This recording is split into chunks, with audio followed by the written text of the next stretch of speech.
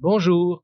Statistique Canada définit une récession comme une période d'au moins 2 trimestres consécutifs de croissance négative du produit intérieur brut réel. Ouf! En tout cas, trimestre par trimestre, on peut quand même brosser l'historique de l'économie du Québec depuis la Seconde Guerre mondiale, c'est-à-dire depuis 70 ans.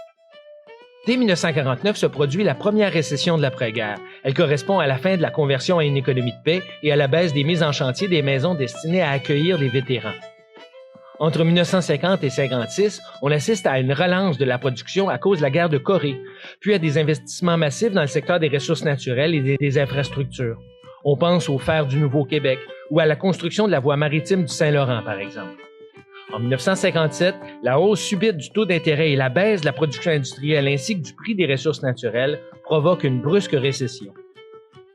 Entre 1958 et 1973, se déroule la plus longue période de croissance de l'histoire récente du Québec. Tous les indicateurs sont alors au vert.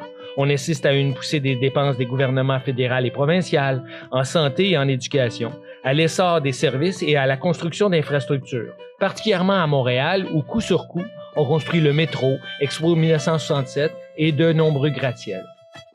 À compter de 1973, Québec est secoué par une série de récessions.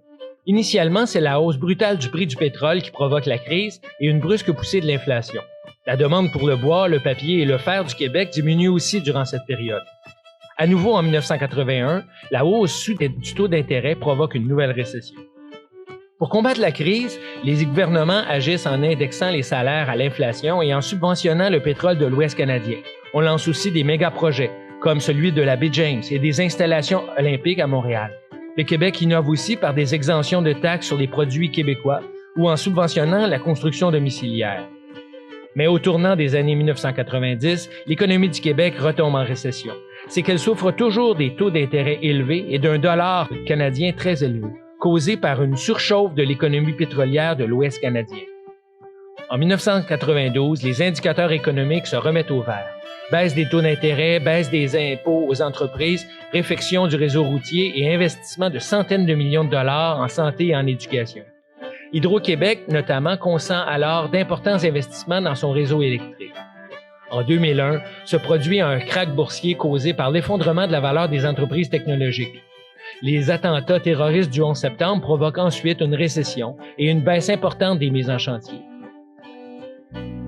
La récession est cependant de courte durée et la baisse du taux d'intérêt a tout fait de relancer l'économie. Au Québec, on lance un ambitieux plan de réfection du réseau routier afin de rattraper le retard des dernières décennies en ce domaine. En 2008, la spéculation sur des produits hypothécaires à risque provoque l'effondrement du secteur bancaire aux États-Unis. Le cours des matières premières est particulièrement affecté et les exportations du Québec diminuent fortement. À compter de 2009, le Programme fédéral des infrastructures et un plan québécois de 37 milliards dans les routes relancent l'économie. La croissance a beau être faible, l'économie est stable et le chômage à peine à 7 % pour l'instant.